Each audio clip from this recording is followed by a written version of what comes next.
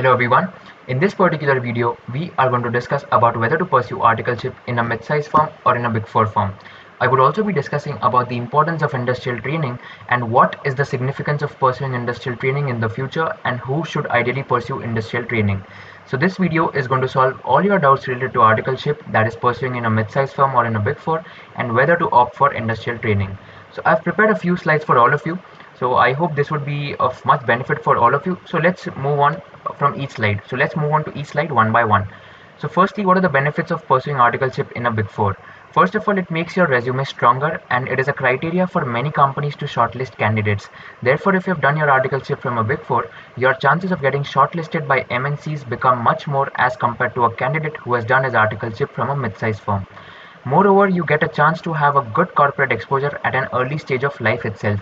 Because the clients of Big Four would be huge multinational companies, you tend to get a good corporate exposure at an early stage of life itself, which may not be possible if you pursue your articleship in a mid-sized firm. And lastly, you would work in luxurious offices and client places. Of course, this should not be the primary reason of pursuing articleship in a Big Four, but then this can be a secondary reason for those of you who wished or who dream to work in luxurious offices. So these are some of the benefits of pursuing articleship in a Big Four. What are the drawbacks of pursuing articleship in a Big Four? Well, ideally, I shouldn't call this as drawbacks, but I should call it as factors which you should consider before doing an articleship in a Big Four. The first one is that you tend to get filtered work because of hierarchical structure. Since there's a lot of hierarchy in all the Big Fours, mainly partner, director, manager, assistant manager, article assistant, then you tend to get a filtered work. Unlike the case which is in a mid-sized firm, wherein you can directly report to the partner and you get to work the you can get to work the work which is done by your partner itself. Then secondly, you would have exposure only in one department because there is no rotation policy. Until and unless you have some very good reference of your partner, then only internal rotation can happen. So this concept of departmentalization in Big Four was one of the main reasons why I didn't go for Big Four and I opted for a mid-sized firm, because I wanted to have an overall exposure of all the departments, namely the GST, direct tax, assessment, litigation, finance, valuations, statutory audit, etc. So this was one of the main reasons that I didn't pursue my articleship in a Big Four, because you tend to get exposure of only one department throughout the period of 3 years. And lastly, you will have to work for longer hours during peak season, which may stretch beyond midnight as well. So be prepared and be sure that you are able to manage your academic life as well as professional life, because there are times wherein you will have to work till 2 or 3 a.m. and you won't be able to get time for your studies of CA finals as well. Now let's understand what are the advantages of pursuing articleship in a mid-sized firm. So these are nothing but the drawbacks which were there in a Big Four firm. Those would become the advantages of pursuing articleship in a mid-sized firm. Namely, because of lesser hierarchy, you do not get filtered work. You can directly work with the partner. You will have an understanding of almost all the departments present in the firm because of rotation policy in almost all the mid-sized firms. You can focus more on your studies as you have more time during the weekdays as well as weekends. So you can concentrate more on your academic life also apart from your professional life itself. And lastly, if you want to practice in the future, that is if you want to enter into CA practice, then pursuing articleship in a mid-sized firm is the best possible option for all of you, because if you want to practice in the future, it is very important that you know the crux of what a typical CA works like. So in order to know the crux of what a typical CA works like, it would be beneficial if you work in a mid-sized firm rather than working in a Big Four. So these were a few of the pros and cons of mid-sized firm and Big Four firm, and I've told you the reason why I chose a mid-sized firm over a Big Four in my articleship days. Now let's move on to the topic of the day, that is importance of industrial training in the future. So this is very important, and personally I regret that I didn't do industrial training because I did not have much guidance during my articleship days. If you are quite confident that you can secure good scores in your CA finals with your industrial training leave period of almost 3 or 3.5 months, then you should definitely go for industrial training because of its importance. So what is its importance? First of all, it would give you an exposure of how an industry works in particular. This is not possible in your articleship tenure, because in articleship you work in a CA firm and you don't work in a specific industry. I know while auditing you would audit a particular industry, but then it wouldn't give you that exposure as compared to an industrial training. Next, there are high chances of being shortlisted in companies after pursuing industrial training, because these companies would know that you have done your industrial training and you have a better work experience as compared to other candidates, because you know how an industry works. So if you want to enter into an industry into future for the initial years of your life, then industrial training is to be pursued and it is going to be very beneficial for all of you. Moreover, you have an option to continue in that company as well. So this is very important. So this should be in and not on. So you have an option to continue in that particular company only. So if you're pursuing industrial training and if you clear your CA finals in your first attempt itself, that particular company can offer a role to you. So without taking your interviews once again, if they like your work, then definitely you can get an offer from that particular company itself. And this is the truth, that the payment to a CA fresher is much higher in an industry as compared to Big Fours.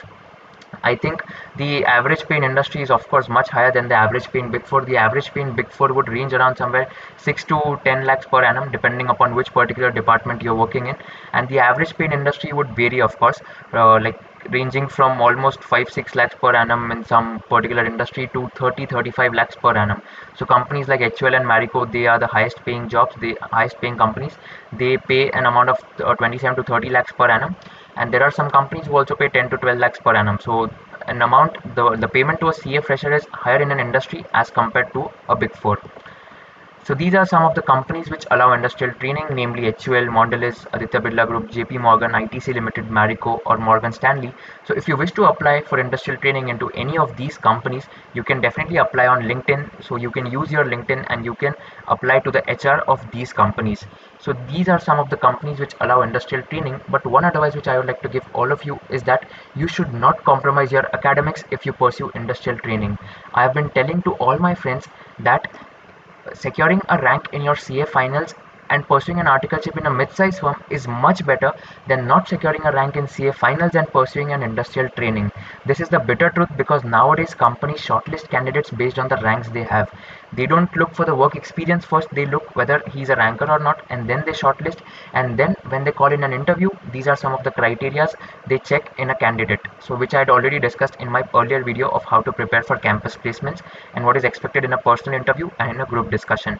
So keep this particular thing in mind, that if you're confident enough that you can secure good marks in your CA finals, then and only then go for industrial training, because in industrial training the leave period is quite short as compared to a leave period given in a mid-sized firm or in a Big Four.